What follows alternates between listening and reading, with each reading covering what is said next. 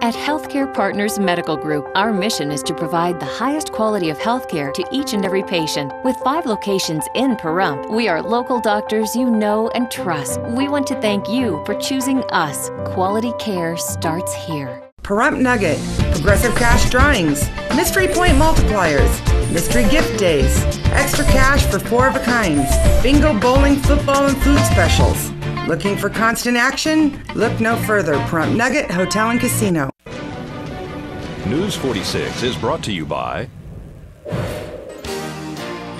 Healthcare Partners. News is brought to you in part by One Nevada Credit Union, where right now you could refinance your auto loan with rates as low as 2.98% and no payments for 90 days for qualified members. Call us today for details. News 46 is also brought to you by the Bankruptcy Center of Pahrump.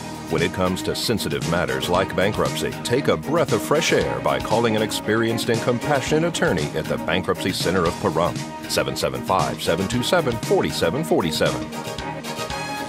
News is also brought to you by Pahrump Dermatology and Skin Cancer. When you need the best dermatology care in Pahrump, call Pahrump Dermatology and Skin Cancer, 775-727-9800. News 46 is also brought to you by Affiliated Chiropractic and Affiliated Physical Therapy. Come in for your free consultation. Call 775-727-8900.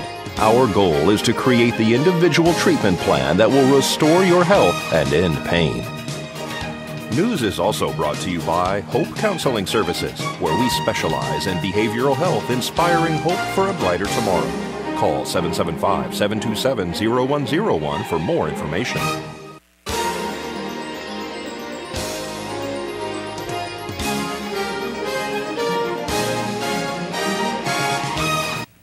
Tonight on News 46, the Nye County Republican Central Committee responds to the Town Board and Sheriff Department. Nevada Highway Patrol clarifies some emergency vehicle safety laws. Nevada Public Auction holds a 2-day event. News 46 starts now. You're watching KPVM News 46 with Doug Brindle and Rhonda Van Winkle.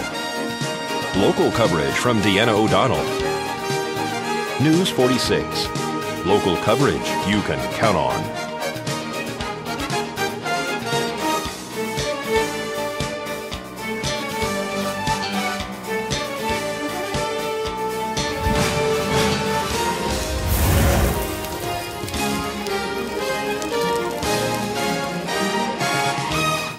Good evening. It's Thursday, June 21st, 2012. I'm Doug Brendel. And I'm Rhonda Van Winkle for News 46. Chairman of the Nye County Republican Central Committee, Bill Carnes, spoke to News 46 regarding possible responses to the June 12th Town Board meeting, in which 3 Town Board members were placed under citizen's arrest by him for approving 2 agenda items regarding repealing Ordinance 46, which the Town Board said was unconstitutional.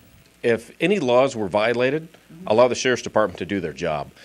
We don't see that they were. Specifically, I read the same article that you're talking about with the Sheriff's Department possibly looking at filing charges against citizens who otherwise wanted to place the deputies under arrest for failing to take the town board into custody. I was not part of that. I wasn't even within 100 feet of that going on. There was 1 or possibly 2 people, I think, who may have articulated that. They may have to face the music on that one. When it comes to anything that happened inside the actual chambers, when I attempted to place them under arrest and the Sheriff's Department refused to take them into custody, that's fine. We signed complaints instead, unarrested them, went to a criminal complaint. There hasn't been any discussion of anything going on illegal there. We've done our homework. I'm a former Nevada peace officer. We know the laws. We were consulted with from a lot of people who understand these sorts of things, so I don't believe any laws were broken at all there other than the laws that the town board broke in their vote. The town board has said that their town's attorney, is looking into perhaps going forward with charges against the Nye County Republican Central Committee and the citizens too as well. I understand that. However, my opinion, having done this, and keep in mind, I've never met an attorney in a courtroom. I haven't beaten myself. I believe that their town attorney is actually a pretty poor excuse for representation of the town, and we should demand much better. He's also the one that advised the town, go ahead and make this illegal vote. So I don't put too much credence in that. For them to file any sort of a false arrest charges when we were able to articulate elements of the crime and probable cause that they violated the law, they have yet to be able to do that towards me or anybody else in the building. If they can somehow muster that up, they have to realize, A, even if they were able to lawfully make a complaint, would the district attorney entertain it? And if the district attorney entertained it, would there be any court that would actually charge, and would that court actually be able to convict on anything such as that? And I think the answer to those are no, no, and no. And what we're doing is we're seeing the town board at this point in time with their representation, rather, with their attorney posturing is merely all that is. If they have something, then, you know, if I broke the law, I should face the music on that. And I knew that going into the meeting. And right now, well, the sheriff's office has taken in many complaints from the citizens. I believe it was up around 100. And these are felony charges that the town's attorney said that, in fact, you guys did arrest them. Well, that's what the town's attorney said, and we attempted to arrest them. And here's the deal. If you place somebody under arrest as a police officer or as a private citizen, you can also unarrest them. Mm-hmm. So when the deputies took the decision to not place them into custody and, in fact, escort them out to their cars and let them go, no, that's the sheriff's prerogative, the department's prerogative to do that. Since they didn't actually get booked and shackled, it was my opinion, all right, it's time to unarrest them. Since I'm the one who placed them under arrest, I then unarrested them and turned it into a criminal complaint. You were a former peace officer where? Las Vegas. I worked for Las Vegas Metro as a patrol officer. And so you do have some legal background, but did you go to an attorney for the opinion, or you go from your own legal background? We went through several areas, and I'm not at liberty to discuss the areas that we went through because some of those are confidential, and if the information was to get out where they came from, there might be some political ramifications there. Here's Nevada Highway Patrol Trooper Ray Hubbs with some emergency traffic safety tips. At an accident scene, you should not go through if you can see on the road where there's debris, marks, stuff on the roadway, because that is technically evidence for the investigation of the crash. And if that evidence is moved, that may be a key piece to putting the puzzle together for that investigation for that particular crash. So the best thing to do is not run over anything that is part of the accident scene. Don't go between the vehicles, as we have in this case here. And if you're unsure, there is officers and medical personnel on scene that can assist you and let you know exactly what direction that you need to go so that you can be safe. And that also prevents injuries on scene for medical personnel and also causing another accident with other vehicles if everybody goes where they're supposed to. What are the laws requiring emergency vehicles that are going down the roadway with sirens and lights on about pulling over to the side of the roadway? The law is that anytime there's an emergency vehicle with flashing red and blue lights and an audible, which is the siren, you are required to pull your vehicle over to the right-hand side of the road and stop. On both sides, right? On both sides, unless there is a physical barrier. To tell the difference of whether you need to pull over or not, if there's a physical barrier, like on I-15, there is the cement block, and also out on our divide here as we go to Las Vegas, there's the center median and there's the cables in there. If that emergency vehicle is not capable of crossing over to the other side, like with the cables, for example, then you do not have to pull over to the side of the road if they're on the opposite side. But you do have to pull over if there's like a low island, right? Correct. If that vehicle can get up on that island, it's just the curbing, like our curbing that is in front of Walmart area, you are required on both sides of the highway to stop, to pull over and stop for that emergency vehicle. You can be given a ticket if you don't pull over, right? Yes, that citation is failed to yield to an emergency vehicle, and I do believe that the bail on that is $325. As we head into the first break, here's Mr. Movie Phone with a sneak peek at what is happening this weekend at the movies. I'm Mr. Movie Phone, a brave little princess, an end-of-the-world comedy, or Abe Lincoln Vampire Hunter. I'll have your reviews next. This portion of the news is brought to you by Children's Dentistry of Pahrump, specializing in sedation dentistry, now accepting adult patients. Call now for free IV sedation with dental implant, 751-2184. Action! Happy weekend, everybody. Well, this week at the movies, as the stank of last week's big releases wears off, there's a little something for everyone. A comedy about the end of the world, a vampire-slaying president, and the most anticipated animated movie of summer hits theaters as a little princess makes big trouble in Brave. Merida, stop!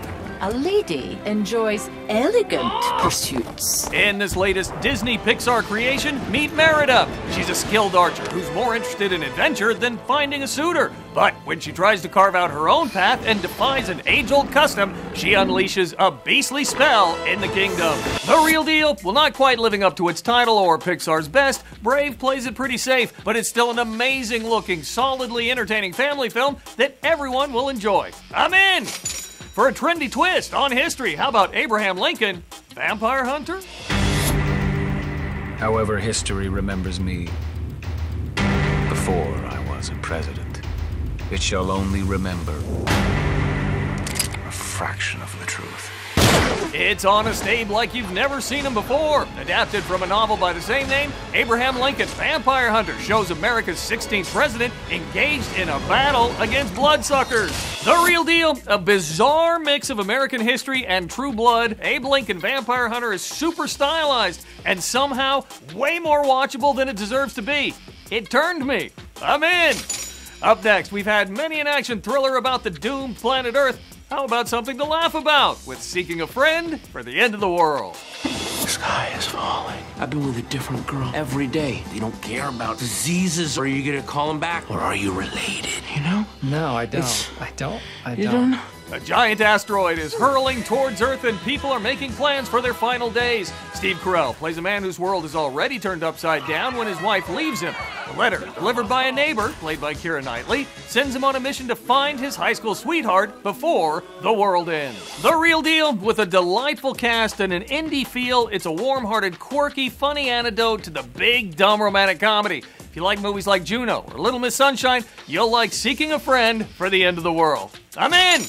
All right, remember, for your showtimes, your tickets, my 6-second review, so much more, go to MoviePhone.com. And if you want to drop me a note, it's Facebook.com/MrMoviePhone or tweet me right at 6-second reviews. So have a great weekend, everybody, and I'll see you at the movies.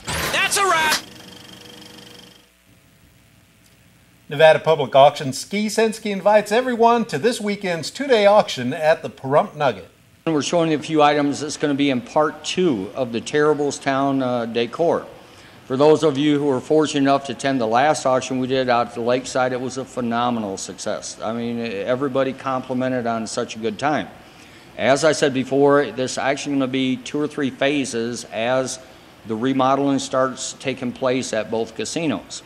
This auction is going to be a little bit unique. It's going to be held at the Pahrump Nugget. Okay, we'll have it at the Pahrump Nugget. And it's actually a 2-day auction. Day 1 will feature more of the items from both Terrible's, Lakeside, and T-Town Casino, along with a couple private estates. The diversity of the items includes some beautiful firearms, silver coins, the horses, the buggies, a lot of Western decor. 2 of the feature pieces that are coming out of T-Town will be the Budweiser wagon that many of you seen. It was displayed in the bingo room up on the far wall.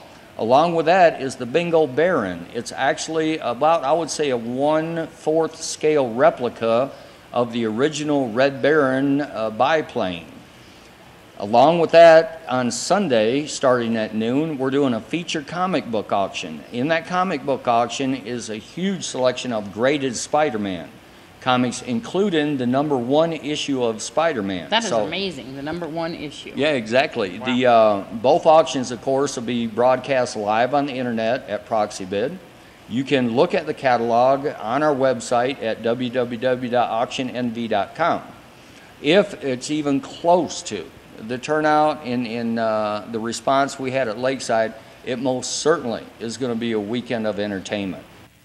And here's Ginger with First Move Fitness. Hello, I'm Ginger, certified trainer, sports nutritionist with First Move Fitness. I want to tell you about a class we have on Mondays and Wednesdays at noon. This class services any age, from teens to seniors. You go at your own pace. We try to mix it up for you each week. You'll do aerobic exercises, floor exercises, some dance, lift weights, chairs, exercise balls. It's a great way to break up the monotony of doing the same thing every day at the gym. Check our schedule for a full list of classes that are available to you. Almost all our classes are included with your membership, so there's nothing to hold you back. Come to First Move Fitness and remember, the first move is yours. Ham Radio Field Day will be held this weekend all over the world. For 24 hours, ham operators will attempt to contact each other during the event. During Field Day, we will log all of our contacts and all of our communications nationwide with all of the other participants in Field Day. Can anybody get involved in ham radio operations? Of course. The only people by law who cannot are people who work for foreign governments like ambassadors. Anybody else, even foreign nationals, can. In fact, we have a member of the Aries group who is a Dutch national, and he has a ham license for the United States. There's no age limitation, but there are 6-year-old people who got licenses. Yes, there's even children that get ham radio licenses. That's right. I got interested in the ham radio when I was 10 years old, and the bug bit me, and I've been a ham radio operator ever since. So where are you guys going to be set up so that people can come see? We're going to be at the corner of Harris Farm Road and Jerry, and the hours for the public to come and visit us will be from 8 o'clock in the morning to 12 noon on Sunday, and on Saturday from noon to 4 o'clock in the afternoon. And it's something to come see and see what you guys actually do there. You do actually give a tour, don't you? Anybody wants to show up, we'll show them what we're doing. And if they want to try making a contact on the air, it's legal so long as we have a licensed person next to them. All right. Ham radio. Right on. That's cool. It is cool. And you can't just go get one. You need to get licensed. Really? Okay. Oh, I yeah. didn't know that. Need to know Morse code. I don't know Morse code. Me neither. Anyway, don't go anywhere, folks. After this break, we're going to have more local news for you.